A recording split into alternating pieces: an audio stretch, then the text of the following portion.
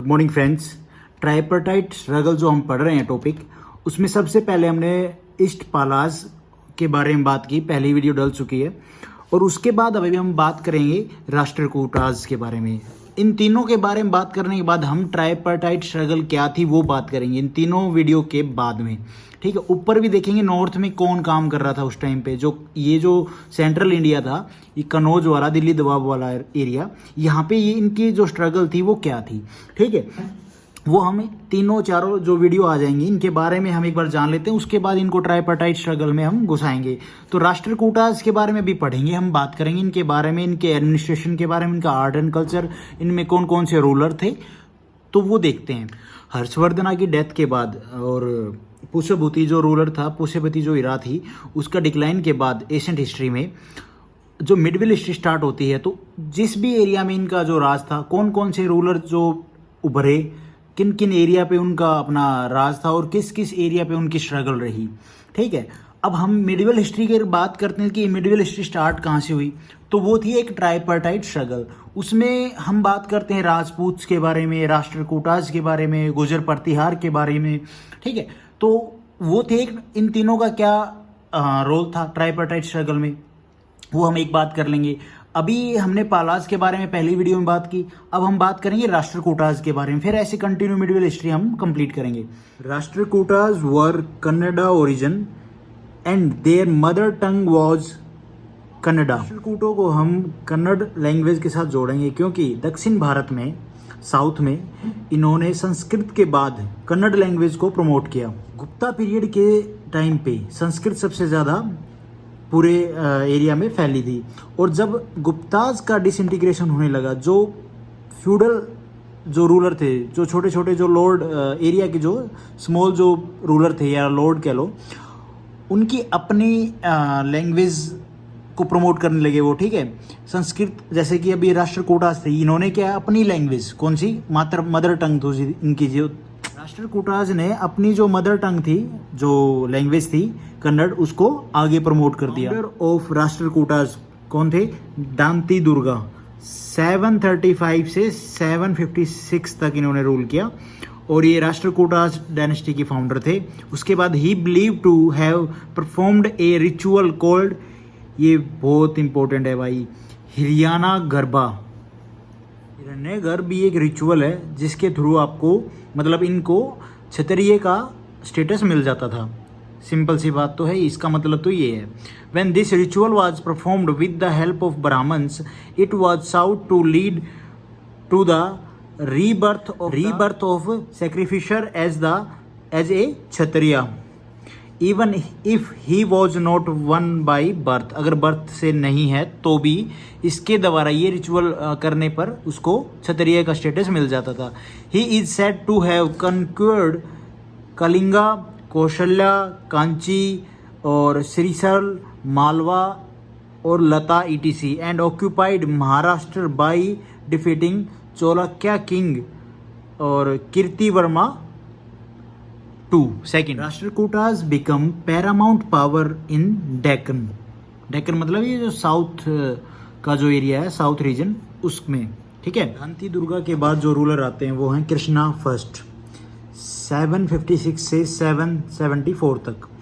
Krishna first के कार्यकाल में ही succeeded Danti Durg. He conquered the territories that were still under the Chalukyas. जब हम मैप में इसको, ये एक ट्राइपर्टाइट स्ट्रगल का मैप है, उसमें हम देखेंगे ना, जब मैं आपको बताऊंगा कौन सी टेरिटरी चोलक्याज के अंडर में थे और कृष्णा फर्स्ट कहाँ पे रूल करता था, ठीक है। He also occupied Konkan. Krishna first also defeated Vishnuvardhanan of Vengi.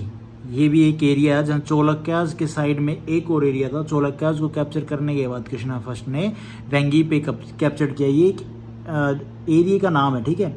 And the Ganga king of Mysore. The Kailash temple, very important, at Ellora caves या एलोरा में, was built by Rashtrakuta king Krishna first. Direct पूछा जाएगा कैलाश टेम्पल किसके द्वारा बिल्ड किया गया, तो राष्ट्रकूटा किंग कृष्णा फर्स्ट के द्वारा। उसके बाद जो रूलर आते हैं राष्ट्रकूटाज में वो हैं गोविंदा सेकंड। 774 से 780 तक। Govinda second son of Krishna second succeeded. जो भी पॉइंट टू पॉइंट फैक्ट है ना, ये पॉलिटिकल हिस्ट्री है और इसमें क्या है, ये डायरेक्ट या तो क्वेश्चन बनता है, वैसे लेंथी क्वेश्चन नहीं बनता है यहाँ से, सिर्फ डायरेक्ट क्वेश्चन बनेगा कि कैलाश टेम्पल किसने बनवाया, कृष्णा फर्स्ट ने।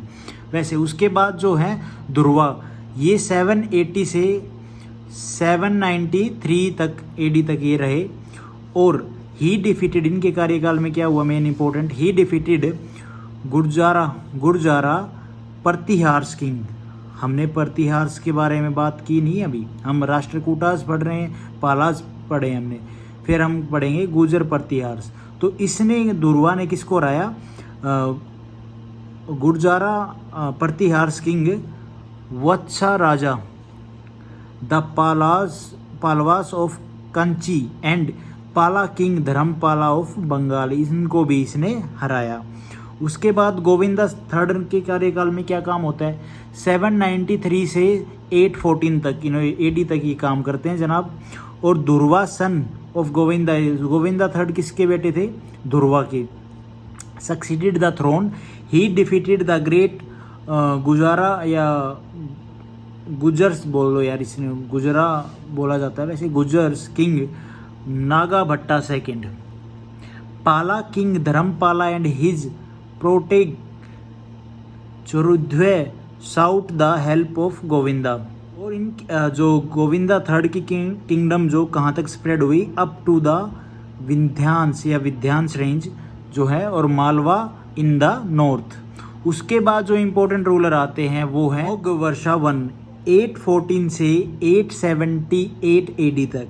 The greatest king of the Rashtrakuta dynasty was Amogh Varsha one, sun of Govinda third. Varsha one, he had lost control over Malwa and Gangavadi. Amogh Varsha I set up a new capital, Manikheta, now Malkhed in Karnataka state. Amogh Varsha I was a great patron of education and literature. Amogh Varsha I was converted into Jainism और by जीना सेना, ये important है, ठीक है। ए जैना monk, ये monk था एक, इसका नाम क्या था, जीना सिन्हा। उसके बाद अमोघ वर्षा वन रोट, क्या इन्होंने क्या लिखी, कवि राजा मरगा।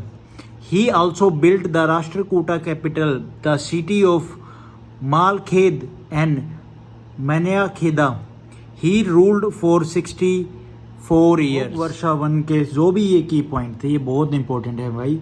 उसके बाद जो रूलर आते हैं वो कृष्णा सेकंड, 878 से 914 तक, son of Amoghavarsha, succeed the throne. इनके कार्यकाल में कुछ ऐसा इंपॉर्टेंट काम नहीं हुआ।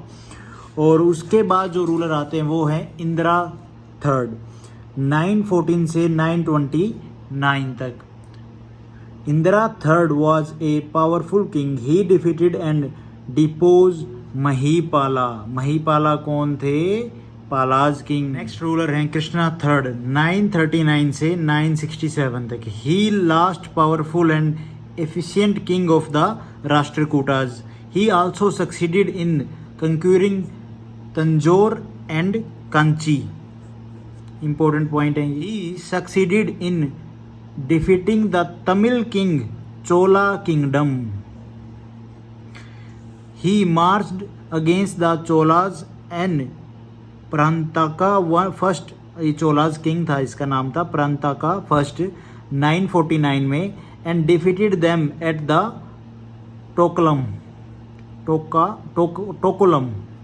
ही marched further south and captured Tanjore capital of Cholas. He went as far as Rameswaram, pillar of victory, and occupied it for some time. He built several temples in the conquered territory, including the Krishnaswar temple at Rameswaram. Rameswaram में कौन सा temple है, Krishnaswar temple, ये important point है। After his death power of Rashtrakutas decline, he replace by Chalukyas. अब ये इसके कुछ इंपॉर्टेंट पॉइंट हैं जो आपके सामने मैंने बताया, ये पॉलिटिकल पॉइंट है और ये इम्पोर्टेंट हैं। उसके बाद राष्ट्रकूटाज का administration. The Rashtrakutas empire was divided into several provinces called Rashtra is under the control of Rashtrapatis. For example देखो इंडिया सेंटर, ठीक है, और राष्ट्रकूटाज एम्पायर लगा लो। उसके बाद जो स्टेट हैं, जो सीएम है, एज ए सीएम अपने स्टेट में सीएम होता है, वैसे ही उस टाइम पे राष्ट्रा और हेड कौन होता था? स्टेट को बोला जाता था राष्ट्रा और हेड को बोला जाता था राष्ट्रपतिज। डिस्ट्रिक्ट थे उसको बोला जाता था वेश्याज और उसके हेड को बोला जाता था वेश्यापतिज। और विलेज थे उनको विलेज गांव या विलेज जो भी उसका हेडमैन होता था। There were further divided into Vishayas and district governed by Vishayapatis. The next sub division was Bhukti consisting of 50 to 70 village under the control of भूपतिज।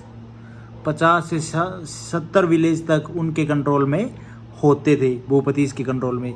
These officer were directly appointed by the central government, मतलब जो Rashtrakutas empire था उसके द्वारा इनको appoint किया जाता था। The village administration was carried on by village headman, like sarpanch हो गया। However the village assemblies played a significant role in the village administration. Rashtrakutas की society and economy, the Hindu sect of Vaishnavism and Shaivism, भगवान शिव से related, flourished during the period of Rashtrakutas. Almost 1/3 of population of Deccan were Jain. There was a college of Salatogi situated in the modern Birzapur district. Rashtrakutas के एक शासक ने, कौन था वो आपने पीछे वीडियो में देखा, उसने जैनिज्म को क्यों अडॉप्ट किया? क्योंकि जो डेक्कन था, जो साउथ था, वहाँ पे जो राष्ट्रकूटाज का जो एरिया था वहाँ पे क्या जो लोगों की पॉपुलेशन थी वो 1/3 जैन थे। तो उनको भी तो खुश करना है ना, ऐसा नहीं होता कि अपनी मर्जी से ये रहते हैं। दूसरा क्या था कि उनसे बनाई जाए। दूसरा फिर क्या, हिंदू सेक्ट को भी इन्होंने प्रमोट किया, इन्होंने फ्लोराइज किया। क्यों? क्योंकि जो ट्रेड सिस्टम था, इनको पॉलिटिकली काम करना होता था। वो भी मतलब इनमें से जो भी शासक था, जो भी रूलर था जिसने अडोप्ट किया जैनिज्म, तो मेन मोटिव इनका पीछे यही होता था क्योंकि ये जो भी लोग ट्रेड करते थे उनको खुश कर सके, जो भी लोग ट्रेड करते थे उनको खुश रखा जा सके, कि हर एक समुदाय से बना के रखा जाए। तो उसकी क्या है, बॉन्डिंग ज़्यादा रहेगी, राजा की जो इम्पोर्टेंस है वो भी बनी रहेगी। जो अरेबिया से मुस्लिम लोग, जो मुस्लिम ट्रेडर्स आ रहे थे, वो भी तो जो कोस्टल हमारा जो एरिया है जो टच करता है साउथ में, वहीं पे आएंगे। तो वहाँ पे भी इनको परमिशन थी क्या, मस्जिद वगैरह बनाने की। तो सारा ये इकोनॉमी और सोसाइटी एक रिलेशन था इन दोनों में, कि सोसाइटी से बना के रखना है और अपने को ट्रेड भी करना है। ये राजा का मेन मोटिव होता था। Literature under Rashtrakutas, Rashtrakutas widely patronized the Sanskrit literature. मैंने स्टार्टिंग में आपको बताया संस्कृत तो थी, क्योंकि गुप्ताज ने छोड़ा तो उसके बाद संस्कृत तो हर एक एरिया में फैली हुई थी, लेकिन इनकी अपनी भी जो मदर टंग लैंग्वेज थी वो थी कन्नड़। उसके बाद तरविकर्मा भट्टा रोट नाला चंपू, इंपॉर्टेंट है ये, डायरेक्ट पूछ लिया जाएगा। उसके बाद ये क्या है, Kavirahasya was compose by Halayudha during the reason of Krishna. The Jain literature flourished under the patronage of Rashtrakutas. Amog Varsha one who was a Jain patronized many Jain scholar, very important. His teacher is Jina Sena composed Parshva Budhaya, a biography of Parshva in verses. उसके बाद है सक्त्याना wrote the grammar work called Amoghavarti. The great mathematician of this period is Varcharya was the author of Ganitashram. The Kannada literature saw it beginning during the period of Rashtrakutas. बिल्कुल starting में हमने बात की. अमोघ वर्षा and Kaviraja Marga was the first poetic work in Kannada language. Very important. Pampa was the greatest of the Kannada poet. His famous work was Vikram Sinha Vijaya. Pona was another famous Kannada poet and wrote Shanti Purana. ठीक है. उसके बाद art and architecture. The art and architecture of Rashtrakutas were found Ellora and Elephanta caves में या Elephanta area में जो भी है वहाँ पे कौन कौन सा टेम्पल. कैलाश टेम्पल है तो एलोरा में. At Ellora the most remarkable temple is Kailasa temple. It was executed during the reason of Krishna first. Very important point, direct पूछ लिया जाएगा. The Kailash temple is an architectural marvel with it beautiful sculpture. The sculpture of the goddess Durga is shown as slaying the buffalo demons. ठीक है. Sculpture Ravana was making attempt to lift mountain Kailasa, the abode of Shiva. The scenes of Ramayana were also depicted on the walls. The general characteristic बिल्कुल ठीक है. Walls के ऊपर जो रामायण की जो स्टोरी है वो लिखी हुई है यहाँ पे जो टेम्पल्स है वहाँ पे. The general characteristic of Kailasa temple are more Dravidian. What is this the meaning Dravidian? ये आर्ट एंड कल्चर में जब हम पढ़ेंगे ना तो उसमें ये एक वर्ड अच्छे से पढ़ेंगे यार. Elephanta is an island near Mumbai, originally called Siripuri. The sculpture in Ellora and Elephanta have close similarities. जो similarities है ना जो एलोरा और एलिफेंटा की, इससे पता चलता है कि या तो एक ही कारीगर या जो कारीगर है उनके ही मतलब उसके अंडर में ये काम हुआ है. ठीक है, जो उनकी टीम थी उनके अंडर में. The most imposing figure of this temple is Trimurti. ये शिवा जो गॉड है उसकी त्रिमूर्ति, 3 सर हैं और ये क्या शो करते हैं. It is said the representative of 3 aspect of Shiva as creator, preserver and destroyer. The sculpture is 6 metre height. उसके बाद जो Vaishnavism and Shaivism flourish during this period. तो ये थे राष्ट्रकूटाज के बारे में कुछ इन्फॉर्मेशन. होप आपको ठीक ठाक लगी होगी. उसके बाद हम गुजर प्रतिहार पढ़ेंगे और फिर हम ट्राइपर्टाइट स्ट्रगल के बारे में, क्योंकि हमने तीनों के बारे में एक बेसिक से नॉलेज ले ली है कि इनका क्या कार्यकाल था, कौन कौन से राजा थे. Thank you for watching this video.